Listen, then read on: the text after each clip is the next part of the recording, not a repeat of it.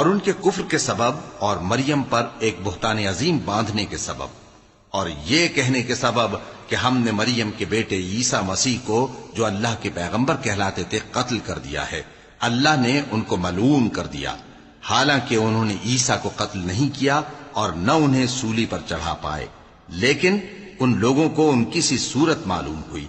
اور جو لوگ ان کے بارے میں اختلاف کرتے ہیں وہ ان کے حال سے شک میں پڑے ہوئے ہیں، اور گمان پر چلنے کے سوا ان کو اس کا مطلق علم نہیں،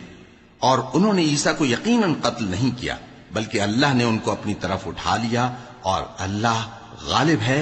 حکمت والا ہے۔ اور اہل کتاب میں سے کوئی نہیں ہوگا مگر ان کی موت سے پہلے ان پر ایمان لے آئے گا،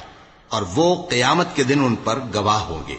پس ہم نے یہودیوں کے ظلموں کے سبب بہت سی پاکیزہ چیزیں جو ان کو حلال تھیں ان پر حرام کر دی، اور اس سبب سے بھی کہ وہ اکثر اللہ کے رستے سے لوگوں کو روکتے تھے، اور اس سبب سے بھی کہ باوجود منع کیے جانے کے سود لیتے تھے، اور اس سبب سے بھی کہ لوگوں کا مال ناحق کھاتے تھے، اور ان میں سے جو کافر ہیں ان کے لیے ہم نے درد دینے والا عذاب تیار کر رکھا ہے۔